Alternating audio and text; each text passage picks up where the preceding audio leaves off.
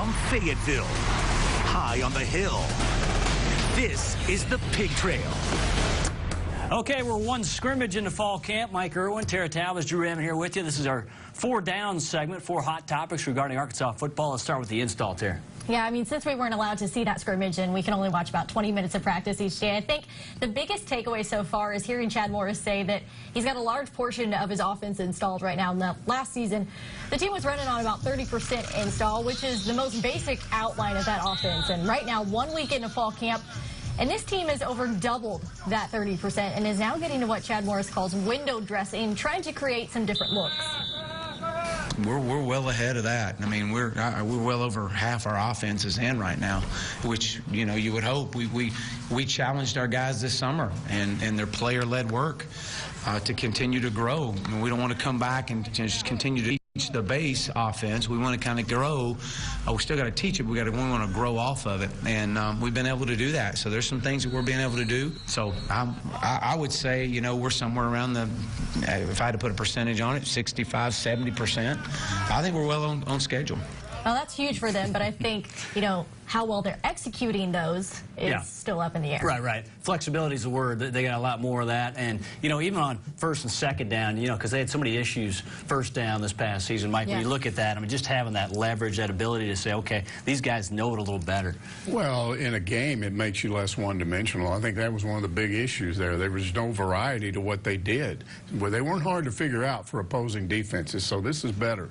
Yeah, and when you look at it, too, I mean, the guys that are in the system, too, that much more. Guys like Mike Woods. There were some times, you know, last year was like, okay, Chase Harrell, let's just put him in a few times and see if we can throw it up top and see what happens. But it's like this time around, you got to feel better about it, Tera. Yeah, I mean, like Mike said, they relied pretty heavily on a couple of guys, and now they're relying on them for a different reason. They're relying on them to step up and show the other guys how it's done.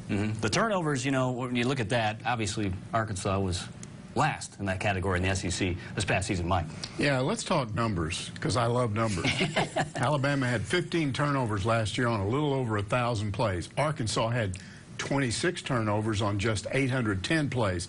So Alabama's chances of a turnover every time it snapped the ball was 1.4%. Arkansas, one of the most turnover-prone teams in the country last season, had a 3.1% chance of giving it back to an opponent on each snap, more than double the number of a good team like Alabama. So where am I going with all this? Well, is there any sort of an early sign that the situation is going to be better this season? Listen to what offensive coordinator Joe Craddock had to say after yesterday's scrimmage about the turnover rate so far in camp this month.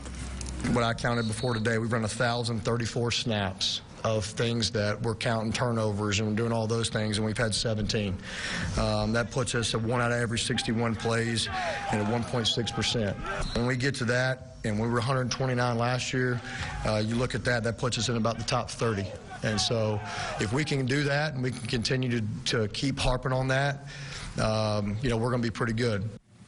Now, I want to emphasize that when he quotes that number, 1.6%, we are talking about a scrimmage, which is different from a game, but 1.6 is pretty close to 1.4, which Alabama had. So, again, what he's saying is, if we can keep those numbers during the season, we're going to go from being one of the worst teams in the country to maybe somewhere in the 30s in terms of protecting the football. Yeah, South Carolina second worst in terms of turnovers committed this past season. But Tera, you look at it too. This is an RPO system, you know, and now you got to feel good because Ben Hicks is there. If he is the starter in Week 1, we'll see. That guy knows this offense like the back of his hand. Nick Starkel, the ball really is electric. We've talked about it coming out of his hand.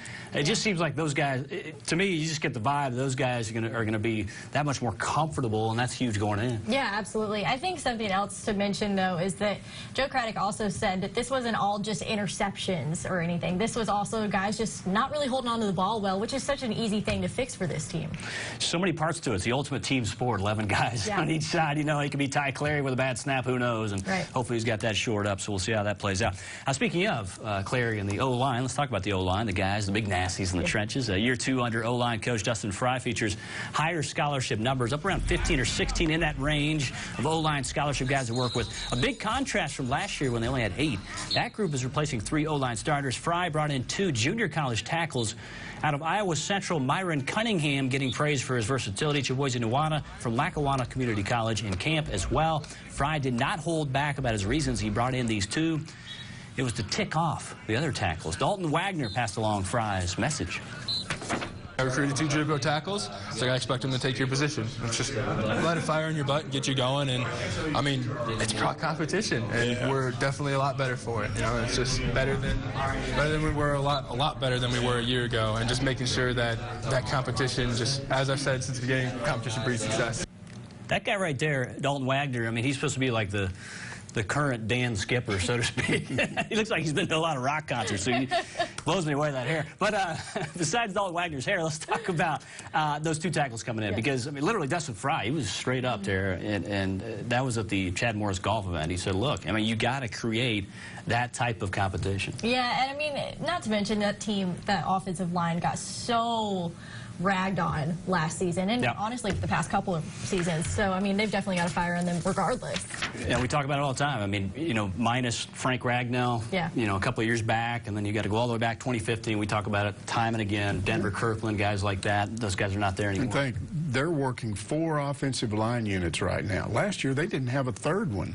You know, it was the first 2. It was starter, second team, and that was it. Now they're working 4 at a time. You can feel it in the room, too, as Dalton Wagner mentioned to Tara the other day. And Dylan Rathke, one of those guys that Mike's basically talking about, he's a 3rd-string tackle at this point. But you know, we'll see how that plays out. All right, to the linebackers, that group lost Gio LaFrance to the transfer portal this past week. The lingering question, will the Hogs have enough in the middle to get through the grind of the season, especially the SEC portion? The Hogs have a true sophomore in Bumper Poole, who played 340 snaps last season. Grant Morgan out of Greenwood, a redshirt junior, has Chavis's attention. Point is, Scooter Harris leads as the SEC's leading returning tackler. Beyond Scooter, what's the outlook? There's a reason Harris got a certain number of reps in Saturday's scrimmage. He's a proven guy in the SEC. We pulled him, and we didn't have any drop-off. You know, Grant Morgan can play. And he proved that all spring long. And, you know, Bumper and Hayden Henry right now. And if we were playing a 3-linebacker scheme, you know, Hayden would be our starting Sam linebacker. We got several guys that we feel real good about. You know, do we have enough depth? If we stay healthy, I feel good. That's the key, too, Mike. You know, Drake Greenlaw, we talk about, you know, last year he was out a lot, and that really hurt. Bumper Poole thrown into the fire. We talked about it last week. But even a guy like Grant Morgan, I mean, those guys mainly played on special teams. Well, those guys can play. I mean, we've seen them. We've watched them. Again, what Chief just said, though, okay, they've already had 1 guy in the transfer portal. Okay, you can absorb that. But now you're in a situation where you can't get injuries, can't have anybody else transfer. They're kind of right on the edge there of not having enough depth. And that's kind of scary this early in the year. My thing is Bumper Poole, you got to feel good about what he went through last year. So I like him there. All right, coming up.